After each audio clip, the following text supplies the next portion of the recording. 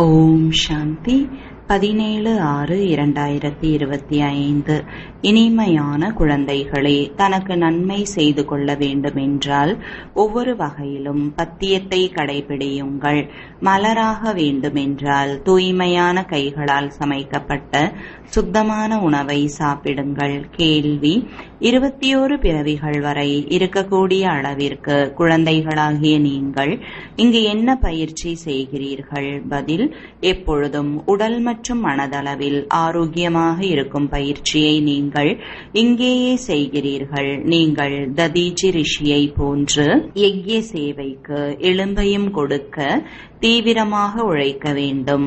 ஆனால் ஹட்டயோகத்திற்கான விஷயம் கிடையாது. தனது ஷரீரத்தை பலவீனமாக ஆக்கிக் கொள்ளக்கூடாது. நீங்கள் நினைவின் மூலம் 21 பிறவிகளுக்கு ஆரோக்கியமானவர்களாக ஆகிறீர்கள்.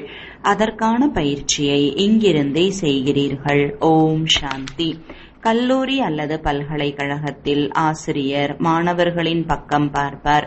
ரோஜா மலர் போன்றவர்கள் எங்கு அமர்ந்து இருக்கின்றனர், முதல் வரிசையில் யார் அமர்ந்து இருக்கின்றனர் என்று. இதுவும் மலர் தோட்டமாகும், ஆனால் வரிசைப்படியாக இருக்கவே செய்கிறது. எங்கேயே ரோஜா மலரையும் பார்க்கிறேன், கூடவே அருகில் ரத்தினங்களையும் பார்க்கிறேன். சில நேரங்களில் எருக்கம் மலர்களையும் பார்க்கிறேன். தோட்டக்காரன் பார்க்க வேண்டி இருக்கிறது அல்லவா? அந்த தோட்டக்காரனை தான் வந்து இந்த முட்கள் நிறைந்த காட்டை அழித்து மலர்களுக்கான விதையை தெளியுங்கள் என்று அழைக்கின்றனர். முட்களுக்கு எவ்வாறு மலராவதற்கான நாற்று நடப்படுகிறது என்பதை குழந்தைகளாகிய நீங்கள் நடைமுறையில் அறிவீர்கள். உங்களிலும் மிக சிலர் மட்டுமே இந்த விஷயங்களை பற்றி சிந்தனை செய்கிறார்கள். அவர் தோட்டக்காரனாகவும் இருக்கிறார், படகோட்டியாகவும் இருக்கிறார், அனைவரையும் அழைத்து செல்கிறார் என்பதை குழந்தைகளாகிய நீங்கள் அறிவீர்கள். மலர்களை பார்த்து தந்தையும் மகிழ்ச்சி அடைகிறார். நாம் முள்ளிலிருந்து மலராக ஆகிக் கொண்டிருக்கிறோம் என்பதை ஒவ்வொருவரும் புரிந்திருக்கிறீர்கள். பாருங்கள், இந்த ஞானம் எவ்வளவு உயர்ந்ததாக இருக்கிறது. இதை புரிந்து கொள்வதற்கும் மிக உயர்ந்த கூர்மையான புத்தி தேவைப்படுகிறது. இவர் கலியுக நரகவாசிகளாக இருக்கிறார்கள். நீங்கள் சொர்க்கவாசிகளாக ஆகிக் கொண்டிருக்கிறீர்கள். துறவிகள் வீட்டை விட்டு சென்று விடுகிறார்கள். நீங்கள் சென்றுவிடக் கூடாது. சில வீடுகளில் ஒரு முள் இருக்கிறது என்றால் ஒரு மலரும் இருக்கிறது. பாபாவிடம் சிலர் கேட்கின்றனர், பாபா, குழந்தைகளுக்கு திருமணம் செய்து வைக்கலாமா? நன்றாக செய்யுங்கள் என்று பாபா கூறுவார். வீட்டில் வைத்துக் கொள்ளுங்கள், கவனமாக இருங்கள். இதை கேட்கின்றனர் என்றால் இதன் மூலம் தைரியம் இல்லை என்பது புரிந்து கொள்ள முடிகிறது. ஆக நன்றாக செய்யுங்கள் என்று பாபாவும் கூறிவிடுகிறார். நாம் நோயாளிகளாக இருக்கிறோம் என்று கூறுகின்றனர். பிறகு மருமகள் வருவார். அவரது கைகளினால் சமைத்த உணவை சாப்பிட வேண்டியிருக்கும். பாபா கூறுவார், நன்றாக சாப்பிடுங்கள். வேண்டாம் என்று கூறுவாரா என்ன? சாப்பிட்டே ஆக வேண்டிய சூழ்நிலை ஏற்பட்டு விடுகிறது. ஏனென்றால் பற்றுதல் இருக்கிறது அல்லவா? வீட்டில் மருமகள் வந்துவிட்டால் கேட்கவே கேட்காதீர்கள். தேவி வந்துவிட்டதாக நினைக்கிறார்கள். அந்த அளவிற்கு மகிழ்ச்சியாகி விடுகின்றனர். இப்பொழுது இது புரிந்து கொள்ள வேண்டிய விஷயம். நாம் மலராக ஆக வேண்டும் என்றால் தூய்மையான கைகளால் சமைக்கப்பட்ட உணவை தான் சாப்பிட வேண்டும். அதற்கான ஏற்பாடும் செய்ய வேண்டும். அதற்கு கேட்க வேண்டிய அவசியம் கிடையாது. தந்தை புரிய வைக்கிறார், நீங்கள் தேவதைகளாக ஆகப் போகிறீர்கள். இதற்கு இந்த பத்தியம் தேவை. எந்த அளவு அதிகமாக பத்தியத்தை கடைபிடிக்கிறீர்களோ அந்த அளவிற்கு உங்களுக்கு நன்மை ஏற்படும். அதிகம் பத்தியத்தை கடைபிடிப்பதற்கு சிறிது உழைப்பும் ஏற்படுகிறது. பிரயாணத்தின் பொழுது பசி ஏற்படும். கைகளில் உணவு கொண்டு செல்லுங்கள். சில அசௌகரியங்கள் ஏற்படும். வேறு வழி இல்லை என்றாலும் நிலையத்தில் 2 ரொட்டி வாங்கி சாப்பிடுங்கள். தந்தையை நினைவு செய்தால் போதுமானது. இதுதான் யோக பலம் என்று கூறப்படுகிறது. இதில் ஹட்டயோகத்திற்கான விஷயம் எதுவும் இல்லை. ஷரீரத்தை பலவீனமாக ஆக்கிக் கொள்ளக்கூடாது. ததீஜி ரிஷியை போல எலும்பையும் கொடுக்க வேண்டும். இதில் ஹட்டயோகத்தின் விஷயம் இல்லை. இவை அனைத்தும் பக்தி மார்க்கத்தின் விஷயங்கள். ஷரீரத்தை முற்றிலும் ஆரோக்கியமாக வைத்துக் கொள்ள வேண்டும். நினைவின் மூலம் 21 பிறவிகளுக்கு ஆரோக்கியமானதாக ஆக்கிக் கொள்ள வேண்டும். இந்த பயிற்சியை இங்கேதான் செய்ய வேண்டும். இதற்கு கேட்க வேண்டிய அவசியமே கிடையாது என்று பாபா புரிய வைக்கிறார். ஏதாவது பெரிய விஷயமாக இருக்கிறது, குழப்பமாக இருக்கிறது என்றால் கேட்கலாம். சிறு சிறு விஷயங்களை பாபாவிடம் கேட்கும் பொழுது எவ்வளவு நேரம் வீணாகி விடுகிறது. பெரிய மனிதர்கள் மிக குறைவாக பேசுவார்கள். சிவபாபா சத்கதியின் வள்ளல் என்று கூறப்படுகிறார். ராவணனை சத்கதியின் வள்ளல் என்று கூறுவது கிடையாது. ஒருவேளை அவ்வாறு இருந்தால் பிறகு ஏன் எரிக்கிறார்கள்? ராவணன் மிகவும் பிரபலமாக இருக்கிறார் என்பதை குழந்தைகள் அறிவீர்கள். ராவணனிடத்தில் அதிக சக்திகள் இருக்கலாம், ஆனால் எதிரி அல்லவா? அரை கல்பம் ராவண ராஜ்யம் நடைபெறுகிறது. ஆனால் எப்பொழுதாவது புகழ் பாடப்பட்டிருக்கிறதா? எதுவும் கிடையாது. 5 விகாரங்கள் தான் ராவணன் என்று கூறப்படுகிறது என்பதை நீங்கள் அறிவீர்கள். சாது சந்நியாசிகள் தூய்மையாக ஆகின்றனர் என்றால் அவர்களுக்கு மகிமை செய்கின்றனர் அல்லவா? இந்த சமயத்தில் மனிதர்கள் அனைவரும் தூய்மையற்றவர்களாக இருக்கிறார்கள். யார் வேண்டுமென்றாலும் வரட்டும், பெரிய மனிதர்கள் வருவதாக வைத்துக் கொள்ளுங்கள். பாபாவை சந்திக்க வேண்டும் என்று கூறுவார். பாபா அவரிடம் என்ன கேட்பார்? ராமராஜ்யம் மற்றும் ராவண ராஜ்யம், மனிதன் மற்றும் தேவதை என்று எப்பொழுதாவது கேள்விப்பட்டிருக்கிறீர்களா என்று அவரிடம் கேட்பார். இந்த நேரத்தில் மனிதர்களின் ராஜ்யமா அல்லது தேவதைகளின் ராஜ்யமா? மனிதர்கள் என்று கூறப்படுபவர்கள் யார்? தேவதைகள் என்று கூறப்படுபவர்கள் யார்? எந்த ராஜ்யத்தில் தேவதைகள் வாழ்ந்தனர்? தேவதைகள் சத்தியுகத்தில் இருப்பர். ராஜா ராணி போன்று பிரஜைகள் சுகமாக இருப்பார்கள். இது புது உலகமா அல்லது பழைய உலகமா என்று நீங்கள் கேட்க முடியும். சத்தியுகத்தில் யாருடைய ராஜ்யம் இருந்தது? இப்பொழுது யாருடைய ராஜ்யமாக இருக்கிறது? சிலைகள் எதிரில் இருக்கிறது. பக்தி என்றால் என்ன? ஞானம் என்றால் என்ன? இதை தந்தைதான் வந்து புரிய வைக்கிறார். பாபா தாரணை ஏற்படுவது கிடையாது என்று எந்த குழந்தைகள் கூறுகிறார்களோ அவர்களிடம் தந்தை மற்றும் ஆஸ்தி என்பது எளிதானது அல்லவா என்று கேட்கின்றார். அல்லாவாகிய தந்தை கூறுகிறார், தந்தையாகிய என்னை நினைவு செய்தால் ஆஸ்தி கிடைத்துவிடும். பாரதத்தில் சிவ ஜெயந்தியும் கொண்டாடுகிறார்கள். ஆனால் எப்பொழுது பாரதத்திற்கு வந்து சொர்க்கமாக ஆக்கினார்? பாரதம் சொர்க்கமாக இருந்தது என்பதை அறியவில்லை, மறந்துவிட்டனர். நாம் தான் சொர்க்கத்திற்கு எஜமானர்களாக இருந்தோம் என்பதை நாம் அறியாமல் இருந்தோம் என்று நீங்கள் கூறுவீர்கள். இப்பொழுது தந்தையின் மூலம் நாம் மீண்டும் தேவதைகளாக ஆகிக் கொண்டிருக்கிறோம். புரிய வைக்கக்கூடியவன் நான் தான். வினாடியில் ஜீவன் முக்தி என்று பாடப்பட்டிருக்கிறது. ஆனால் இதன் பொருளையும் புரிந்து கொள்வது கிடையாது. வினாடியில் நீங்கள் சொர்க்கத்தின் தேவதைகளாக ஆகிறீர்கள் அல்லவா? இதை இந்திர சபை என்றும் கூறுகிறோம். ஆனால் அவர்கள் மழை பொழிகின்ற கடவுளாக இந்திரனை நினைக்கின்றனர். மழைக்காக ஒரு கடவுளுக்கு என்று சபை இருக்குமா என்ன? இந்திரலோகம், இந்திர சபை என்று எதை கூறுகின்றனர்? இப்பொழுது மீண்டும் இந்த முயற்சியை செய்து கொண்டிருக்கிறீர்கள். படிப்பு அல்லவா? சட்ட படிப்பு படிக்கிறார்கள் என்றால் நாளை நான் வக்கீல் ஆவேன் என்று நினைக்கின்றனர். நீங்கள் இன்று படிக்கிறீர்கள், நாளை ஷரீரத்தை விடுத்து ராஜ்ய குடும்பத்தில் பிறப்பீர்கள். நீங்கள் எதிர்காலத்திற்கான பிராப்தியை அடைகிறீர்கள். இங்கு படித்துவிட்டு செல்வீர்கள். பிறகு நமது பிறப்பு சத்தியுகத்தில் இருக்கும் இளவரசன் இளவரசியாவதுதான் லட்சியமாகும். ராஜயோகம் அல்லவா? பாபா, எனது புத்தி திறக்கப்படுவது கிடையாது என்று சிலர் கூறுகின்றனர். உங்களது அதிர்ஷ்டம் இவ்வாறு இருக்கிறது, நாடகத்தில் பாகம் இவ்வாறு இருக்கிறது. இதை பாபா எப்படி மாற்ற முடியும்? சொர்க்கத்திற்கு எஜமானர் ஆவதற்கு அனைவருக்கும் உரிமை இருக்கிறது. ஆனால் வரிசைப்படியாக இருக்கும் அல்லவா? அனைவரும் சக்கரவர்த்தி ஆகிவிடுவர் என்பது கிடையாது. ஈஸ்வரனிடம் சக்தி இருக்கிறது என்றால் அனைவரையும் சக்கரவர்த்திகளாக ஆக்கிவிட வேண்டும் என்று சிலர் கேட்கின்றனர். பிறகு பிரஜைகள் எங்கிருந்து வருவர்? இது புரிந்து கொள்ள வேண்டிய விஷயம் அல்லவா?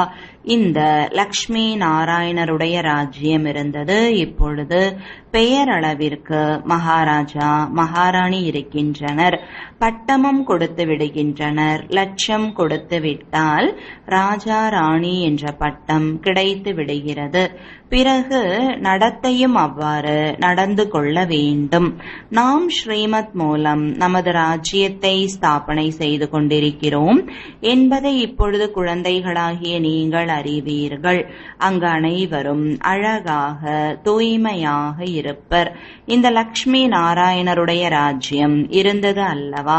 சாஸ்திரங்களில் கல்பத்தின் ஆயுள் நீண்டதாக எழுதிய காரணத்தினால் மனிதர்கள் மறந்துவிட்டனர். இப்பொழுது நீங்கள் அசுத்தத்தில் இருந்து தூய்மையானவர்களாக ஆவதற்காக முயற்சி செய்து கொண்டு இருக்கிறீர்கள். தேவதைகள் அசுத்தமாக இருப்பார்களா என்ன? கிருஷ்ணரை நீல நிறத்திலும் ராதையை வெள்ளையாகவும் காண்பிக்கின்றனர். இருவரும் தூய்மையானவர்களாக தான் இருப்பார்கள் அல்லவா? பிறகு காமசிதையில் விழுந்து இருவரும் அசுத்தமாகி விடுகிறார்கள். அங்கு அழகான உலகிற்கு எஜமானர்களாக இருந்தனர். இது அசுத்தமான உலகம். குழந்தைகளாகிய உங்களுக்குள் மகிழ்ச்சி இருக்க வேண்டும். மேலும் தெய்வீக குணங்களை தாரணை செய்ய வேண்டும். பாபா, பீடி குடிப்பதை விட முடியவில்லை என்று சிலர் கேட்கிறார்கள். நல்லது, நன்றாக குடி என்று பாபா கூறுவார். கேட்கிறார் என்றால் வேறு என்ன சொல்ல முடியும்? பத்தியத்தின்படி நடக்கவில்லை என்றால் வீழ்ச்சியடைந்து விடுவீர்கள். சுயம் புரிந்து கொள்ள வேண்டும் அல்லவா? நாம் தேவதையாக ஆகப் போகிறோம் என்றால் நமது செயல்பாடுகள், உணவு முறைகள் எவ்வாறு இருக்க வேண்டும்? நாம் லக்ஷ்மியை, நாராயணனை திருமணம் செய்து கொள்வோம் என்று அனைவரும் கூறுகிறீர்கள். அப்படிப்பட்ட குணம் இருக்கிறதா என்று தன்னிடம் கேளுங்கள். நான் பீடி குடித்தால் நாராயணன் ஆக முடியுமா? நாரதரின் கதையும் இருக்கிறது அல்லவா? ஒரே ஒருவர்தான் நாரதர் கிடையாது. அனைத்து மனிதர்களும் பக்தர்களாவர். தந்தை கூறுகிறார், தேவதையாக கூடிய குழந்தைகளே, உள்நோக்கு முகமுடையவராகி தனக்குள் உரையாடி கொள்ளுங்கள். நான் தேவதையாக ஆகப் போகிறேன் என்றால் எனது நடத்தை எவ்வாறு இருக்க வேண்டும்? நான் தேவதையாக போகிறேன் என்றால் மது அருந்தக்கூடாது, பீடி குடிக்க கூடாது, விகாரத்தில் செல்லக்கூடாது. தூய்மையற்றவர்களின் கைகளால் சமைக்கப்பட்ட உணவை சாப்பிடக்கூடாது. இல்லை என்றால் மனநிலையில் பாதிப்பை ஏற்படுத்திவிடும். இந்த விஷயங்களை தந்தை வந்து புரிய வைக்கிறார். நாடகத்தின் ரகசியங்களையும் யாரும் அறிந்து கொள்ளவில்லை. இது நாடகமாகும். அனைவரும் நடிகர்கள். ஆத்மாக்களாகிய நாம் மேலிருந்து வருகிறோம். முழு உலகிலும் உள்ள நடிகர்களும் நடிப்பை நடித்தே ஆக வேண்டும். அனைவருக்கும் அவரவர்களுக்கென்று பாகம் இருக்கிறது. எவ்வளவு நடிகர்கள் இருக்கிறார்கள், எப்படி நடிக்கிறார்கள்? இது பலவிதமான தர்மங்கள் நிறைந்த மரமாகும். ஒரு மாமரத்தை பல வகையான மரம் என்று கூற முடியாது. அதில் மாம்பழம் மட்டுமே இருக்கும். இது மனித சிருஷ்டியின் மரமாகும். ஆனால் இதன் பெயர் பல வகையான தர்மங்களின் மரம். விதை ஒன்றுதான். மனிதர்களிடத்தில் எத்தனை விதமானவர்கள் இருக்கிறார்கள் என்பதை பாருங்கள். சிலர் இப்படி, சிலர் வேறு எப்படியெல்லாம் இருக்கிறார்கள். இதை தந்தை புரிய வைக்கிறார். மனிதர்கள் எதையும் அறியாமல் இருக்கிறார்கள். மனிதர்களை தந்தைதான் தங்க புத்தியுடையவர்களாக ஆக்குகின்றார்.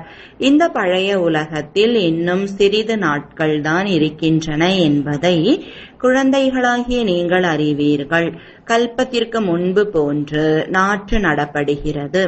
நல்ல பிரஜை, சாதாரண பிரஜைகளுக்கான நாற்றும் நடப்படுகிறது. இங்கேயே ராஜ்யம் ஸ்தாபனையாகிக் கொண்டிருக்கிறது. குழந்தைகள் ஒவ்வொரு விஷயத்திலும் புத்தியை பயன்படுத்த வேண்டும். முரளி கேட்டும் கேட்காதது போன்று இருந்துவிடக்கூடாது. இங்கு அமர்ந்து இருந்தாலும் புத்தி வெளியில் சென்று விடுகிறது.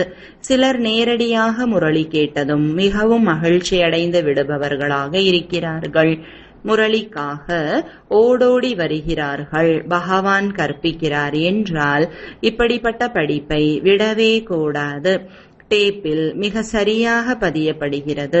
அதை கேட்க வேண்டும். செல்வந்தர்கள் வாங்குகின்றனர் என்றால் ஏழைகள் கேட்பார்கள்.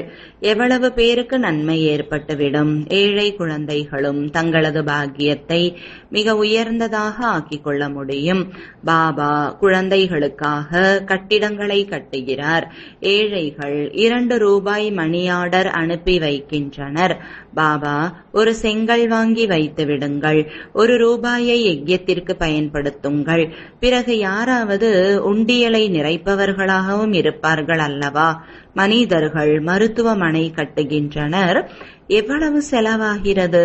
செல்வந்தர்கள் அரசாங்கத்திற்கு அதிகமாக உதவியை செய்கிறார்கள். அவர்களுக்கு என்ன கிடைக்கும்? அல்பகால சுகம். இங்கு நீங்கள் என்ன செய்தாலும் 21 பிறவிகளுக்கு கிடைக்கிறது. பாபா அனைத்தையும் கொடுத்தார். உலகிற்கு எஜமானராக முதல் நம்பராக ஆனார் என்பதை பார்க்கிறீர்கள். 21 பிறவிகளுக்கான இப்படிப்பட்ட வியாபாரம் யாராவது செய்யாமல் இருப்பார்களா? அதனால்தான் சிவபாபாவை கள்ளம் கபடமற்றவர் என்று கூறுகிறார்கள். இது இப்போதைய விஷயமாகும். எவ்வளவு கள்ளம் கபடமற்றவராக இருக்கிறார். என்ன செய்ய வேண்டுமோ செய்து விடுங்கள் என்று கூறுகிறார். ஏழை குழந்தைகள் பலர் இருக்கின்றனர். தையல் வேலை செய்து வயிற்றை நிறைத்துக் கொள்கின்றனர். இவர்கள் மிக உயர்ந்த பதவியை அடையக்கூடியவர்கள் என்பதை பாபா அறிவார். சுதாமாவிற்கான உதாரணம் இருக்கிறது அல்லவா? பிடி அரிசி அவளுக்கு கைமாறாக 21 பிறவிகளுக்கு மாளிகை கிடைத்தது. நீங்கள் இந்த விஷயத்தை வரிசைப்படியான முயற்சியின் அடிப்படையில் புரிந்திருக்கிறீர்கள். நான் கள்ளம் கபடமற்றவன் அல்லவா என்று தந்தை கூறுகிறார். இந்த தாதா கள்ளம் கபடமற்றவர் கிடையாது. சிவபாபா கள்ளம் கபடமற்றவர் என்று இவரும் கூறுகிறார். அதனால்தான் அவர் வியாபாரி, ரத்தின வியாபாரி, மந்திரவாதி என்று அழைக்கப்படுகிறார். நீங்கள் உலகிற்கு எஜமானர்களாக ஆகிறீர்கள். இங்கு பாரதம் ஏழையாக இருக்கிறது. பிரஜைகள் செல்வந்தர்களாக இருக்கின்றனர். அரசாங்கம் ஏழையாக இருக்கிறது. பாரதம் எவ்வளவு உயர்ந்ததாக இருந்தது, சொர்க்கமாக இருந்தது என்பதை நீங்கள் இப்போது புரிந்திருக்கிறீர்கள். அதற்கான அடையாளங்களும் உள்ளன.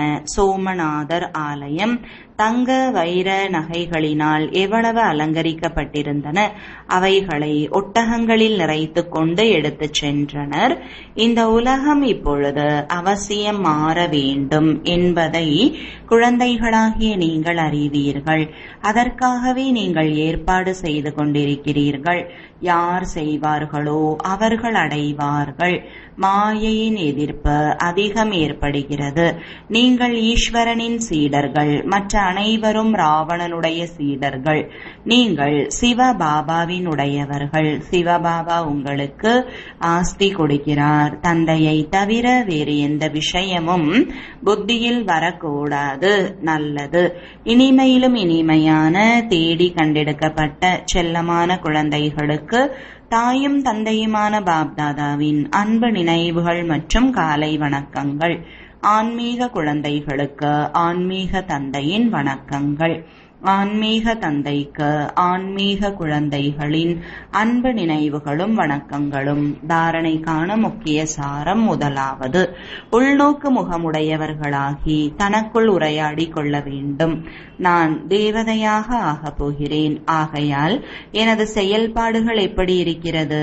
எந்த அசுத்த உணவுகளையும் சாப்பிடவில்லைதானே? இரண்டாவது, தனது எதிர்காலத்தை 21 பிறவிகளுக்காக உயர்வானதாக ஆக்கிக் கொள்ள வேண்டும் என்றால் குசேலரை போன்று என்னவெல்லாம் இருக்கிறதோ கள்ளம் கவடமற்ற தந்தையிடம் கொடுத்து விடுங்கள். படிப்பிற்காக எந்த சாக்கு போக்கும் கூறக்கூடாது.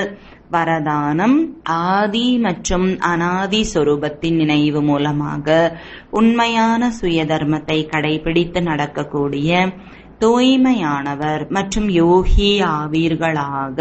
விளக்கம். பிராமணர்களின் உண்மையான சுயதர்மம் தூய்மை. தூய்மையற்ற நிலை என்பது பரதர்மம். எந்த தூய்மையை கடைபிடிப்பதை மனிதர்கள் கடினம் என்று கருதுகிறார்களோ அது குழந்தைகளாகிய உங்களுக்கு மிகவும் சுலபமானது. ஏனென்றால் நம்முடைய உண்மையான ஆத்மஸ்வரூபம் எப்பொழுதும் தூய்மை என்ற நினைவு உங்களிடம் உள்ளது. அனாதி சொரூபம் தூய்மை சொரூபம் ஆகும். மேலும் ஆதி சொரூபம் தூய்மையான தேவதை. இப்பொழுது கடைசி பிறவி கூட தூய்மையான பிராமண வாழ்க்கை. எனவே தூய்மைதான் பிராமண வாழ்க்கையின் தனித்தன்மை. யார் தூய்மையாக இருக்கிறார்களோ அவர்கள் யோகி ஆவார்கள். ஸ்லோகன். சகஜ யோகி என்று கூறி கவனக்குறைவை எடுத்து வராதீர்கள். சக்தி ரூபம் ஆகுங்கள். அவ்யக்த சமிஞ்சை. ஆன்மீக நிலையில் இருக்கும் பயிற்சி செய்யுங்கள். உள்முகமாகுங்கள். உள்நோக்கு தன்மையுடையவர் எப்பொழுதும் சுகமாக இருப்பார்கள். எந்த ஒரு வெளியில் இருக்கும் கவர்ச்சிகள் அவர்களை கவர்ச்சிக்க இயலாது. ஒரு பொழுதும் மனதின் வழிகளோ அந்நிய வழிகளோ கவர முடியாது. உள்முகமாக இருந்து எப்பொழுதும் சுகமாக இருப்பவர்கள் சுகமளிக்கும் வள்ளலின் குழந்தைகள். மாஸ்டர் சுகமளிக்கும் வள்ளலாக இருப்பார்கள். வெளிமுக தன்மையில் இருந்து விடுபட்டு இருப்பார்கள். ஓம் சாந்தி.